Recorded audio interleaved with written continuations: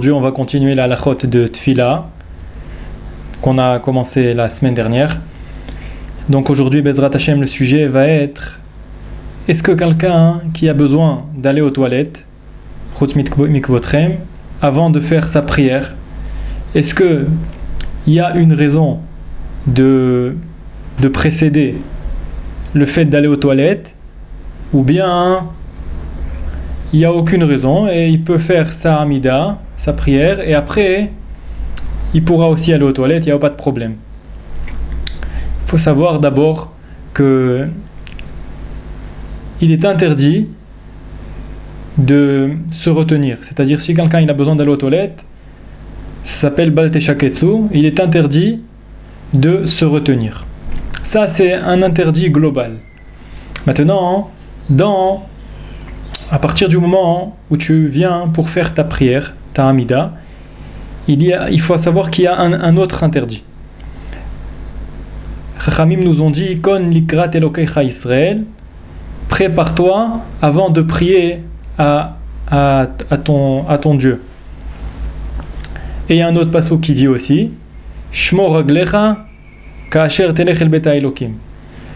Fais attention avant que tu partes dans la maison d'Hachem.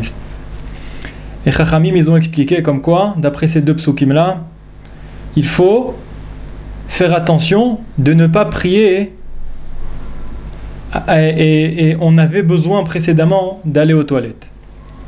Chachamim, ils ont dit comme quoi Hanitzrach linkavav alitpalel veimitpalel tfilato to'eva. Quelqu'un qui a besoin d'aller aux toilettes, il lui est interdit de faire sa prière. Et si quand même il a fait sa prière est to'eva, elle n'est pas aimée envers Hachem. Elle n'est pas aimée et il doit refaire sa prière.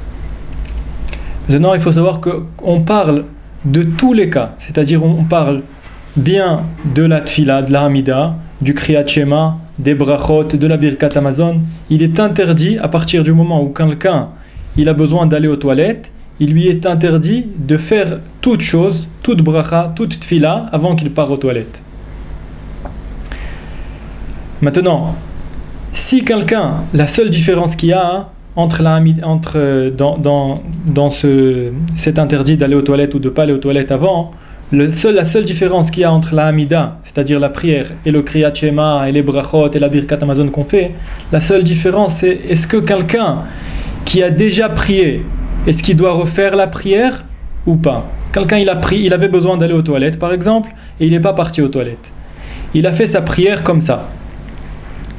Est-ce qu'il a besoin de refaire sa prière ou pas? Alors, si on parle de la Hamida, c'est-à-dire de la prière, alors il faut savoir qu'il y a Sha'a vachomesh, c'est-à-dire par ça veut dire 72 minutes. Si tu pouvais te retenir 72 minutes, alors d'après la halakha, même si tu n'as pas écouté Chachamim et tu as quand même fait ta prière, étant donné que tu pouvais te retenir 72 minutes, donc il n'y a pas de problème et tu n'as pas besoin de répéter ta prière. Tu es quitte, Bedir Avad, a posteriori tu es quitte. Mais si tu étais pressé et tu ne pouvais même pas encore te retenir, tu ne pouvais pas attendre 72 minutes, donc ta prière d'après Chachamim, elle s'appelle To'eva et tu dois refaire ta prière, c'est-à-dire la Hamida. Maintenant, si quelqu'un, dans par exemple le Kriyat Shema ou bien dans la Birkat Hamazon, il ne pouvait pas se retenir 72 minutes, est-ce qu'on va lui dire c'est la même chose?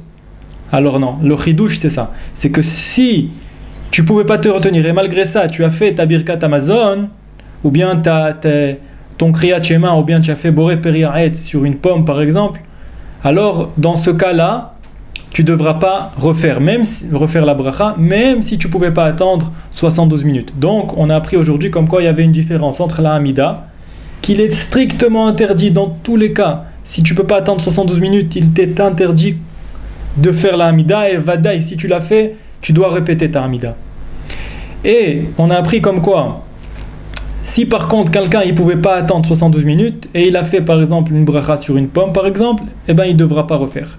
Mais la halakha en général est comme quoi il est interdit, même si tu peux attendre, à partir du moment que tu as un tout petit peu besoin d'aller aux toilettes, il t'est interdit de faire rien.